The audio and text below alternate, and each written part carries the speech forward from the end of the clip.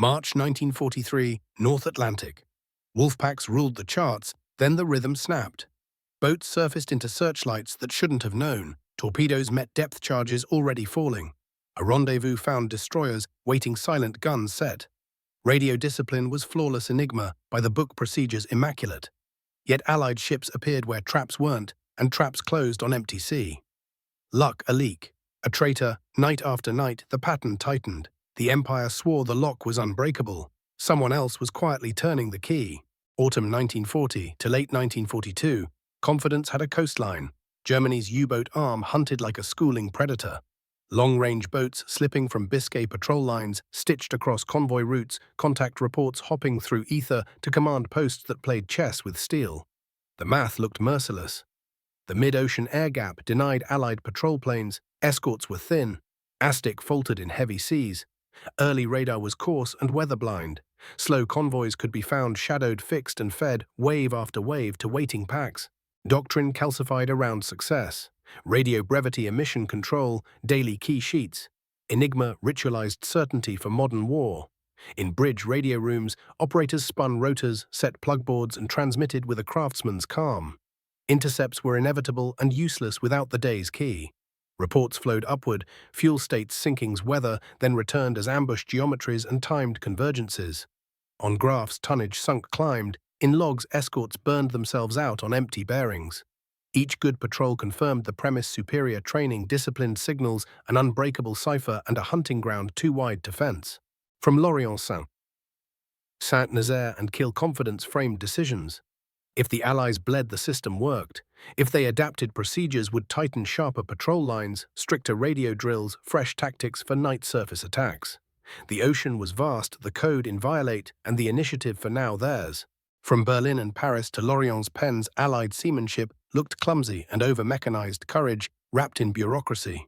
German staff studies snipped out the same conclusions again and again. American and British escorts were shackled to slow convoys. They could not choose time and place. Liberty ships, useful as barns, made 6 to 9 knots and turned like warehouses. A wolf on the surface at night could pace shadow and call friends with impunity. Early Allied radar meter band sets, with wide beams and poor discrimination, lost contacts in rain squalls and sea clutter. Aztec sonar saw poorly through thermal layers and broke the instant a destroyer had to dodge torpedoes. Their sets are good, their doctrine is timid. A U-boat officer might grumble seeing escorts cling to close screen formations while packs assembled on the horizon. Signals, too, seemed an Allied weakness. Radio nets were busy, chatty and predictable. Routing instructions and weather made patterns. Convoy schedules obeyed the physics of port capacity more than the art of deception. HFDF existed on Allied ships, but bearings were late, triangulation messy, and operators green. Air cover was a patchwork. RAF Coastal Command fought for resources and range. USN Longlegs were not yet in number. Between Iceland and Newfoundland, the air gap yawned, a hunting preserve where periscopes cut silver lines through moonpaths and no shadow crossed the sky. Tactically, the U-boat arm trusted its night surface attack, low silhouette, fast on diesel, slipping between escorts whose lookouts were still trained by day and whose radar could be spoofed by sea return. Depth charges came in patterns U-boat skippers learned to respect, but also to survive. Set shallow or late, they punished water more than steel. When escorts did press, coordination faltered, one ship hunted while the others guarded. No one wanted to leave the convoy naked. In staff jokes, Americans were factory men at sea, plenty of metal, little art. Even the industrial surge didn't frighten German planners the way it should have. Let them build, some said. Quantity without insight only makes bigger targets. The cipher world clinched the confidence. Enigma procedural discipline, married to combinatoric depth, looked immune to brute force. Allied intercept stations could choke on traffic. Without keys, they read only weather and routine. In that calculus, the Axis read themselves as agile and informed the Allies as loud, slow, and blind, exactly the kind of opponent a patient hunter devours. Allied headquarters lived by a graph no speech could sweeten: tonnage, sunk versus tonnage launched. In the first months of 1943, the line of death could, on bad weeks, tilt higher than the line of birth. That arithmetic did not simply imperil ships, it imperiled strategy. Every rifle in North Africa, Every bomber over the Ruhr, every can of fuel on a quayside in Britain had first to survive a rectangle of ocean where mathematics, weather, and human endurance fought a nightly war. The problems compounded. Routing officers in Liverpool and Washington juggled convoys across an ocean they could only half see.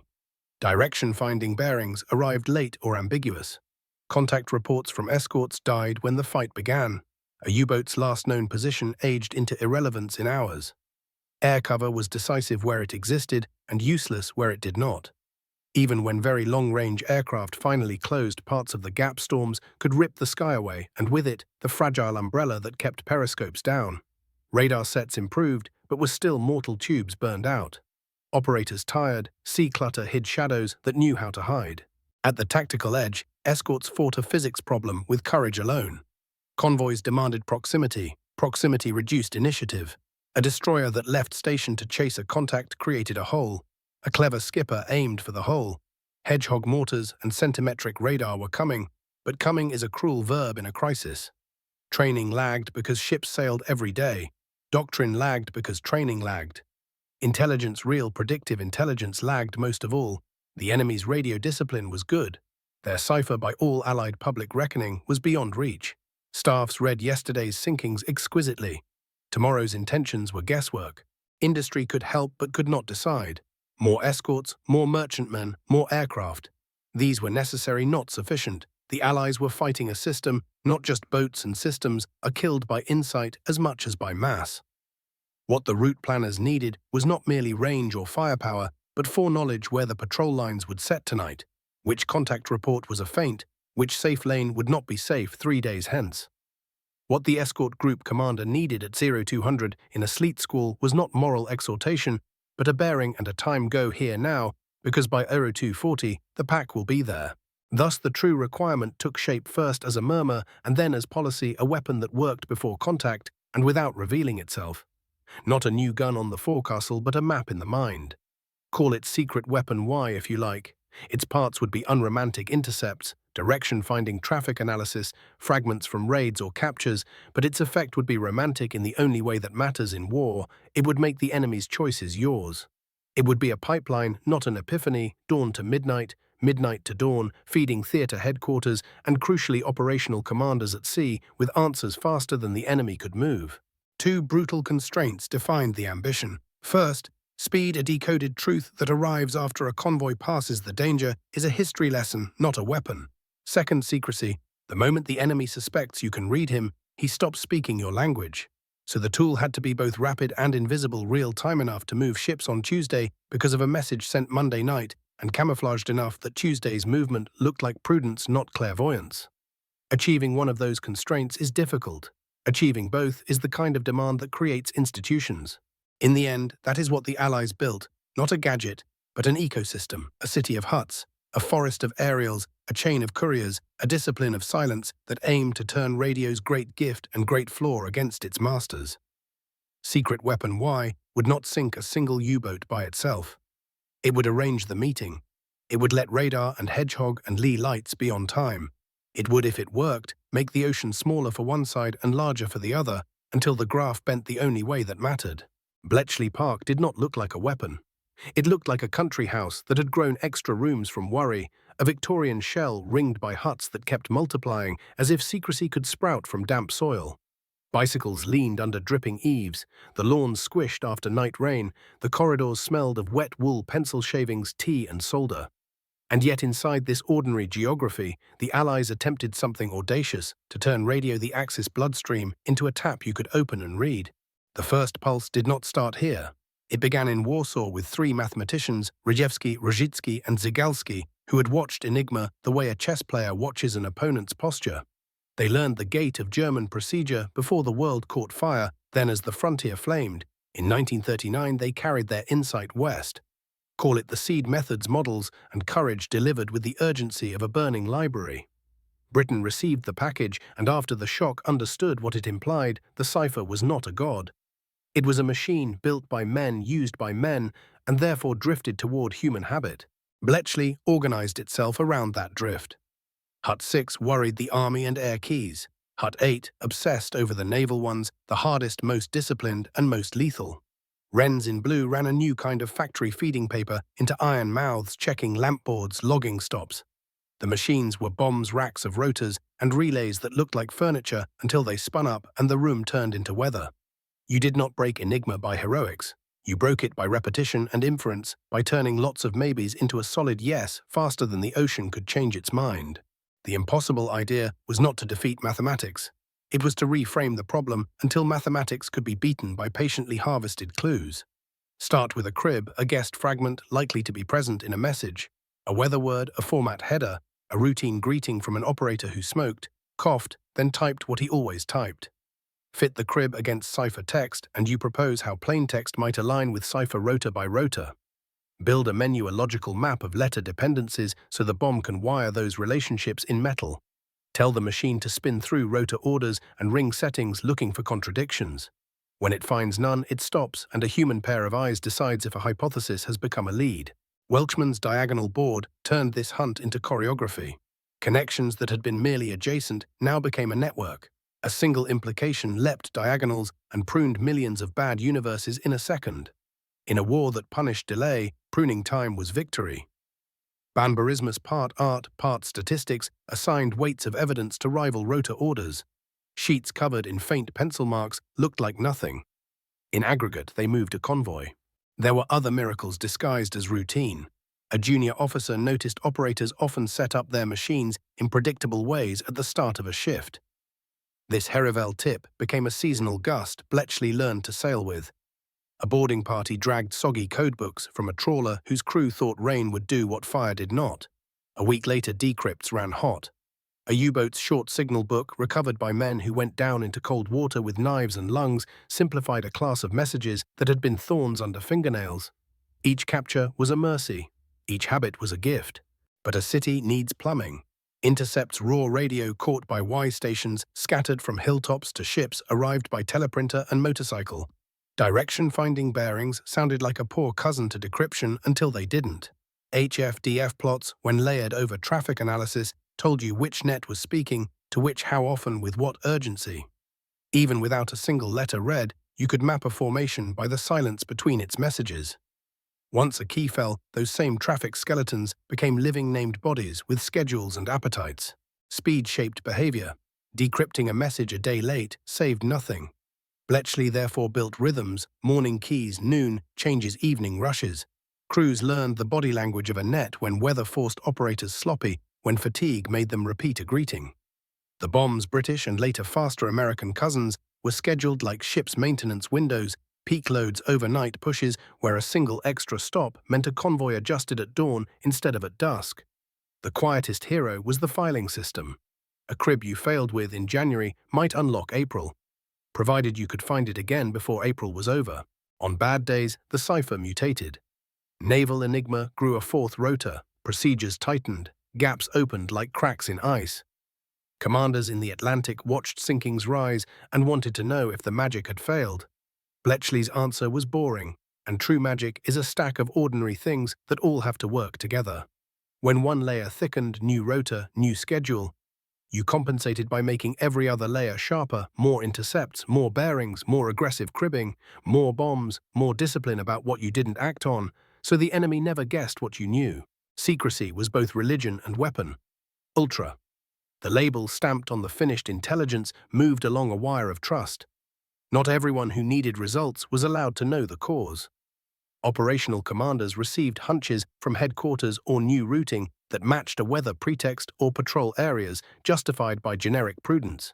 If a destroyer happened to be at the right place too often, someone else took the next interception credit. A reconnaissance flight saw what decrypts already knew.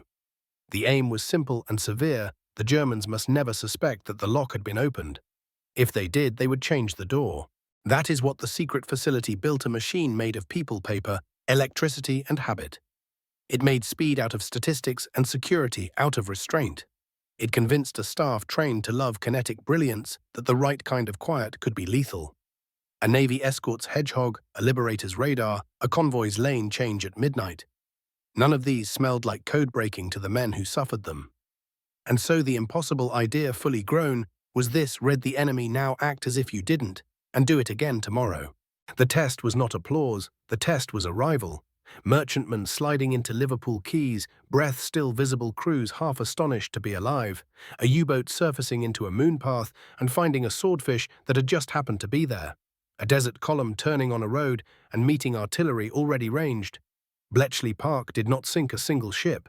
It arranged the meetings. In a war built from millions of transactions between fate and choice, arranging the right meeting at the right hour is indistinguishable from fate. Begin with the machine you are trying to read. Enigma wore a soldier's practicality. It was a typewriter that lied.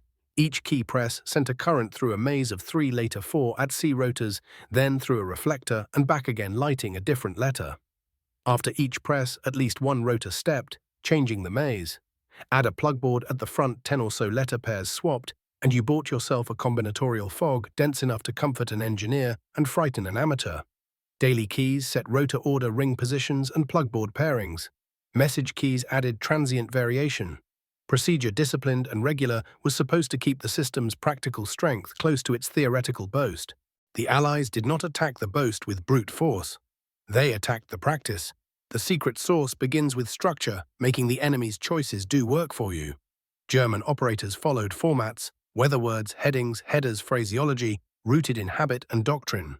Those patterns created cribs, probable plaintext fragments.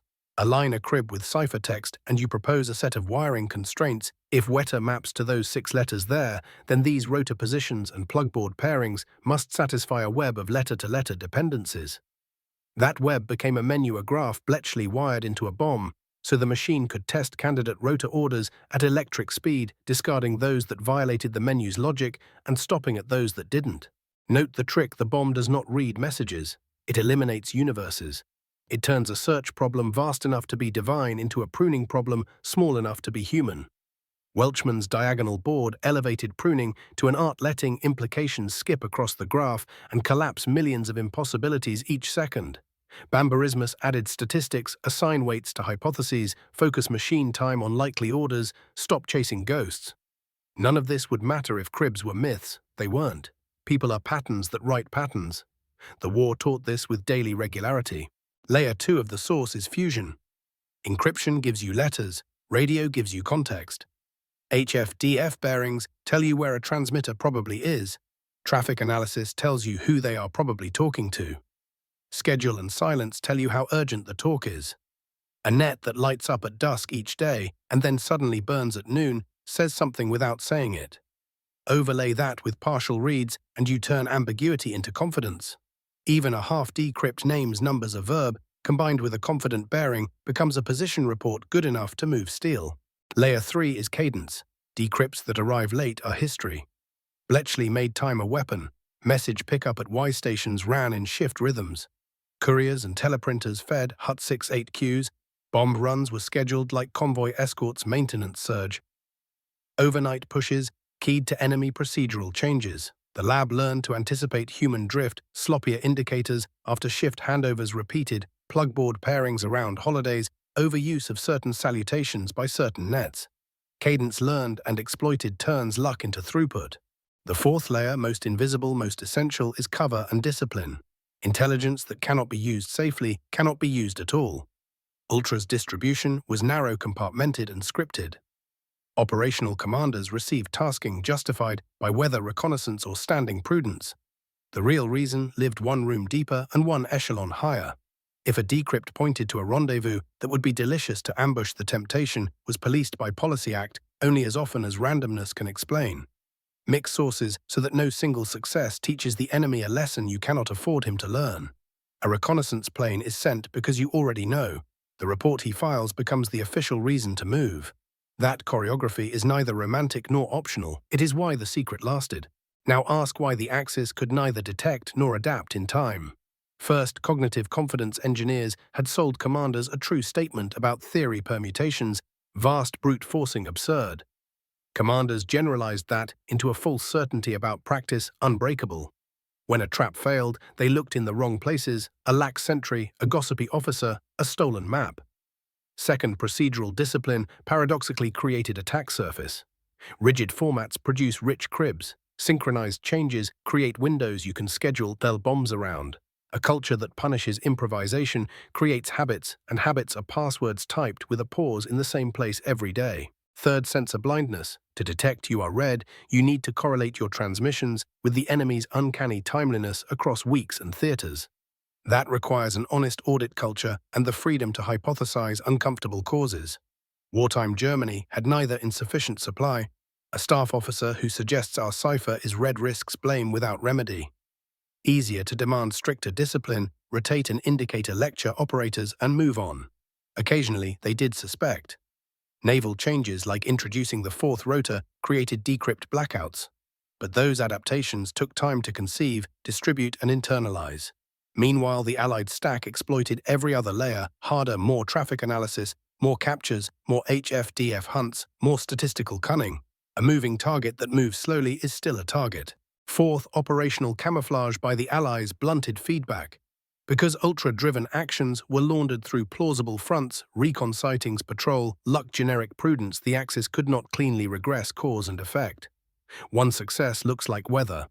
10 successes look like skill. Few look like mathematics being quietly stolen across a continent. Finally, integration. Secret weapon, Y, was not a codebook on a desk. It was a pipeline that ended in guns, propellers, and radar scopes. Centimetric radar found a periscope a meter high at ranges the night surface attacker had believed safe. HF-DF pointed you toward the call that stitched packs together.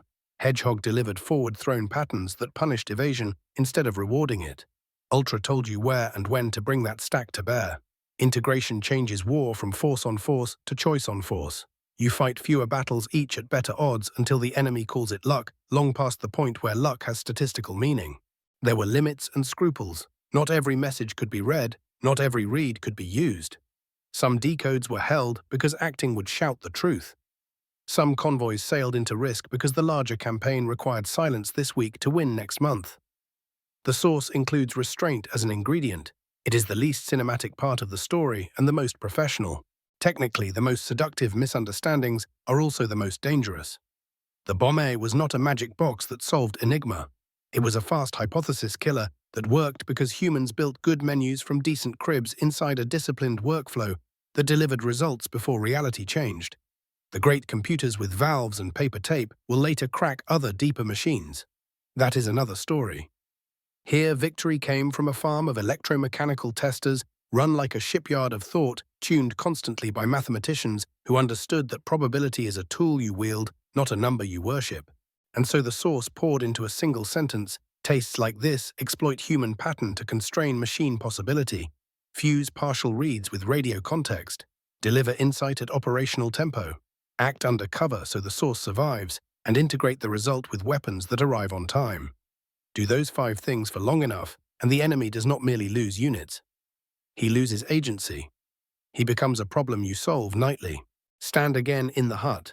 A wren feeds a strip into a reader, a supervisor pins a bearing on a wall map, a mathematician taps a pencil assigning weights on a Banbury sheet, a bomb somewhere thumps to a stop, and the room listens the way a gun crew listens for their own shell to land. None of them win the war in that moment. What they do is simpler and stranger. They make tomorrow's battle less fair than today's. If the other side cannot see the unfairness, so much the better. That ignorance is not an accident. It is the final layer in the source. North Atlantic, May 1943, charts pinned to bulkheads, grease pencil lines turning the ocean into problems with deadlines. The convoy lanes ran like arteries, Halifax to Liverpool, New York to the Clyde ships stacked with grain fuel machines and the ordinary cargo of modern war probability. The Allies had been reading the bloodstream for months. Now they would try to clot it where the wolves swam thickest. This was not a demonstration, it was a schedule. 2 months earlier, from 21 to 26th of March, the sea had taught a final savage lesson. HX-229 and SC-122 harried 22 ships gone a week that looked like a graph tearing upward. After that, headquarters stopped speaking in laments and started speaking in stacks. By early May, the pieces were on the board centimetric radar mounted on escorts whose PPI scopes showed periscopes as bright needles. HF-DF sets, whose needles swung and steadied like dowsers over hidden water. Liberator patrols from Iceland, Newfoundland, and Northern Ireland reaching deeper than any umbrella had reached. Lead lights that made midnight confessionals on black water. hedgehog projectors that threw patterns forward, punishing evasion instead of rewarding it. And behind them, quiet, unloved essential, a drip of decrypts where patrol lines were ordered to set. Which nets spoke too often after dusk. Which short signal books made certain reports sing when aligned with a fresh key. The test case was not grander than another convoy. That was the point. On 184 westbound, ONS 5 eastbound, HX 237, SL 128 names that sounded like invoices and were in a way the invoices of survival. ONS 5 became the story everyone tells because it compressed the new grammar into a week of weather and nerves. It sailed from Liverpool on the 21st April 1943, slow and fat, 40-odd merchantmen with an initial escort group that had drilled the new playbook until it could be done half asleep, which is how most men in the North Atlantic lived. The barometer fell, fog braided itself into the wind. To a U-boat skipper, those were gifts. To an escort commander, they were reasons to move sooner. Orders rode the air, simple to read if you didn't know what wrote them. Reinforce here, patrol there, detach 2 to investigate, bearing 230 instructions, dressed as prudence, justified by a reconnaissance report or a weather front. The true engine sat in a hut a continent away, where a bomb stopped on a menu that fit and an analyst circled a net that had been noisier than usual at odd hours. Then passed a bearing that agreed with another bearing and a half-decrypt that named a rendezvous window in a way a staff officer could act on without ever having to say why. The escorts flexed. A destroyer group already on distant picket drifted to a point the convoy would cross in 30 hours. A corvette turned a routine sweep into a hard leg along an axis that would bring it across a suspected shadower at dawn. None of this looked like magic. All of it smelled like timing. The first contacts unfolded as doctrine promised. They might radar spikes at ranges the night surface attacker thought safe. HF-DF angles that did not agree with visual reports until the sea obligingly split the argument with a periscope feather. A destroyer surged to flank through a star shell that painted a brief theater. A black conning tower flashed, then vanished behind a curtain of spray. The escort did not charge blind into wakes. It braked, rolled, and threw a hedgehog pattern that landed not where the eye last saw steel, but where the radio math and the radar history said the boat must be if the skipper had any sense at all. You do not hear hedgehog kills the way you hear depth charges. You count the seconds, and if there is no explosion, you go again. And if there is an explosion, a heartbeat or 6 later, you mark a cross and keep your voice even. The U-boats were present in numbers. Dönitz would have recognized with pride packs, with names to stir a staff map, Rhine Drossel Fink. But the geometry betrayed them. Patrol lines that should have intersected the convoy cleanly found themselves fractionally out of place, late by hours that became futility when the weather turned a degree meaner. A short, clipped contact report that would have stitched boats into a net bloomed on an HF-DF scope and drew a wedge of steel into the seam. When a boat did reach firing position, the radar caught the low silhouette, and the destroyer didn't chase for drama. It eased to cut the angle, kept one eye on the convoy's hull, and used power not for a grandstand swing, but for the quiet business of being exactly where physics punished the other man's next best choice. Air mattered finally and decisively. A liberator out of Northern Ireland that should have been somewhere else, because patrol plans are written days in advance, happened to be right.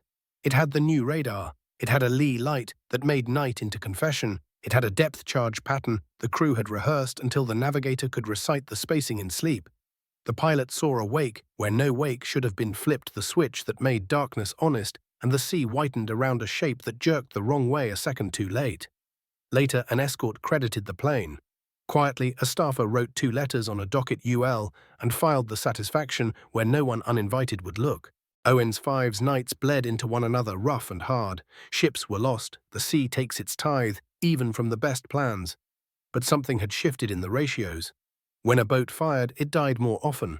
When a pack converged, it found a convoy that had not been where charts predicted, screening ships arranged in a geometry that did not match old drill books. When a shadower sent a signal, 3 bearings bit it. When a skipper stayed deep to avoid airborne eyes, he gave up the only advantage the doctrine loved: speed on the surface at night. The escorts rotated through fatigue in a pattern that matched the packs. Relief groups slid into position on whispers the enemy could not hear. Elsewhere in the same fortnight, HX 237 and SC 129 told the same story in different weather. One saw boats, one saw fewer, both bled less than March had taught men to expect. The captain's letters home will talk about new radar and better rockets and the nerve of pilots who flew until coffee tasted like tin. They will be right, but the difference that survives the retelling lives in appointment times scribbled on waterproof boards, waypoints picked with a confidence that should not exist at sea. You do not schedule luck, you schedule knowledge. By month's end, the statisticians had words for what the watchkeepers felt May had turned a corner. Escorts and aircraft sank boats in numbers fleets could not replace. The packs withdrew. BDU signals took on a tone that men hear before they read. The trial by fire had not burned the secret. It had fused it to every other lever the Allies could pull and then dared the enemy to guess why so many of those levers suddenly moved at once. The convoy lanes did not become safe. They became manageable. In a war of logistics, manageable is a euphemism for possible. There is a photograph men on a quay staring at a hull that should be underwater, the chalk marks on the steel already half-washed by rain. It does not show a hut or a bomb or a Banbury sheet. It shows arrival. Arrival means steel made the crossing and fuel reached an airfield and an army ate breakfast. Trial by fire is not righteousness proven, it is throughput proven. In May 1943, on a cold ocean, that proof became policy. The first sensation was not panic, it was subtraction. A U-boat commander surfaced into a night he had known all his professional life, moon-low wind at 3 the convoy, a rumor smelling of diesel and fear, and found the geometry one notch tighter than it should have been. A destroyer silhouette where none had the right to be, a liberator where the air gap should have been, a bearing line cutting his contact report into a problem that already had an answer. You can chalk one such night to luck, 2 to mischance. A week of them becomes a suspicion that will not name itself. In the radio room at Kernevel and in the BDU offices, the traffic told a new story with old words. Contact reports arrived clipped and correct, replies went out precise as drill. Convergences were ordered along lines drawn by experience, and then silence that did not match weather. Boats failed to make the second report. Those that did described a convoy that behaved like a matador hole one moment, cape the next, a screen that flexed without losing shape. A staff officer ran a pencil across a wall map and felt the line wobble in his fingers. He went home, slept badly, came back and drew it again, hoping his hand had been the problem. At sea skippers felt a doctrine thin under their boots. The night surface attack, beloved for its low silhouette and speed, became a coin toss paid in steel. New radar saw through squalls. The old trick of hiding in sea clutter failed when the beam narrowed and the frequency climbed beyond the weather. A conning tower that once slipped like a shadow threw back a hard return that made a destroyer turn not in hope but in arithmetic. Depth charges no longer punished guesses. Forward-thrown barrages punished the logic of evasion itself. You zig to force a shallow pattern to miss. The pattern now waits where the zig must end. Skippers who stayed deep to avoid the air learned a slower dread. Diesel turned to battery anxiety, turned to a clock you cannot stop looking at. The convoy outran you while you counted minutes. The escort that might have blundered over you in 1942 now combed methodically, coached by bearings and a sense of where a hunted man will be after the third evasion, not the first. Men whispered superstitions in steel rooms where breath fogged valves. The enemy could smell them. The enemy could see in the dark. They settled on an explanation they could live with: more planes, better radar luck, because the other explanation had no ritual to answer it. If the code was broken, then what words are safe to speak? In headquarters, a different superstition took hold. Discipline would save them. Indicators were scolded, plugboard hygiene re-drilled, key sheets reissued with stricter schedules. Some things improved for a week, an afternoon, an engagement. Then the geometry tightened again. A patrol line set with care met nothing. A convergence arrived at a place the convoy had allegedly been hours earlier. Boats that held radio silence in perfect rectangles were found by aircraft that just happened to be crossing that rectangle with fuel to loiter. The logbook called it misfortune. The face in the mirror called it pattern. When boats were lost in ones and twos, officers wrote letters in a language that spares families and preserves pride. In May 1943, letters multiplied. Crews were pulled ashore because replacements could not keep pace with water. Charts in command rooms grew fretful with erasures. The statistic that creeps into memory is not the absolute count of sinkings. It is the ratio, the sense that the ocean has turned against a doctrine as if the water itself had learned a trick. Dönitz, who had believed sincerely that numbers and nerve could bend the Atlantic, saw those numbers pull like tide against his ankles. A few voices said the quiet thing: Perhaps the enemy knows tonight what we will do tomorrow. The suggestion cohabited badly with a culture that prized technical virtue and punished doubt. It was easier to name proximate culprits indiscreet signals on the surface, a careless operator, a captured codebook on a ship that should have scuttled faster. Some of these culprits were real. War is sloppy by nature, but they did not explain the persistence of the timing, the way destroyers appeared exactly where a pack needed the ocean to be empty, or aircraft arrived with fuel enough to wait the precise minutes a boat required to commit to speed. There is a scene in more than one memoir where a skipper dives after the first sweep and hears in the weird quiet of deep water the distant hammer of a hedgehog thrower preparing a second pattern. He calculates cool as school where the escort will paint next. He knows the angles as well as any man alive. The second pattern lands not where he expects, where a sensible hunter should place it, but where his second-best evasion will end if he waits just long enough. He feels the concussion as something intimate like a hand closing on the hull. He calls it luck to keep his crew clean of madness. He writes it that way later because there are only so many words for humiliation. On shore, rational men pursued rational remedies. Introduce a new rotor. Tighter radio silence. Changed patrol geometries. New launch timings with less predictability. Some of it helped. All of it took time measured in boats, not hours. The enemy's methods were not singular. When the fourth rotor blinded the bomb's traffic analysis and HF-DF bit harder. When nets fell briefly quiet, reconnaissance found what decrypts already knew and Ultra stayed shrouded by its own discipline. Feedback loops, the teacher of doctrine, never closed cleanly because Allied actions arrived dressed as probability. To learn from pain, you must name its source. Pain that refuses to identify itself teaches only caution and fatigue. The true realization where it did bloom came late and privately, as realizations born of professional respect often do. A signals officer reread logs with a mathematician's patience and stopped seeing coincidence. A commander relieved of duty after too many boats did not return, mapped the positions of impossible interceptions, and found a line of best fit that ran not through weather or radar range, but through his own confidence in a machine. The admission has no parade, they are reading us. It moves like a shadow through a service that cannot afford to say it out loud, because saying it means unmaking a doctrine mid-war and confessing to crews that the sea is no longer wide enough to hide in. In the end, what the Axis felt was not a blow, but a squeeze. Options thinned, risk swelled, orders sounded the same and achieved less. A wolfpack became a set of coordinates on an Allied operations board before it ever smelled diesel. Somewhere between the plugboard and the patrol line, between the call and the convergence, an intelligence pipeline turned intent into vulnerability and did so without revealing itself. That is the purest kind of defeat, when the thing killing you is nameless, until the day after you can no longer do anything about it. Panic is the wrong word then. There was gallows humor, bravado, angry lectures, and small acts of denial. And there was a quiet spreading knowledge among men who measure their world in bearings and minutes. The ocean had changed nature. It was not infinite anymore. It had edges the enemy could see and they could not. When a war gives one side edges and denies them to the other, there is only one honest sentence left to write in a logbook.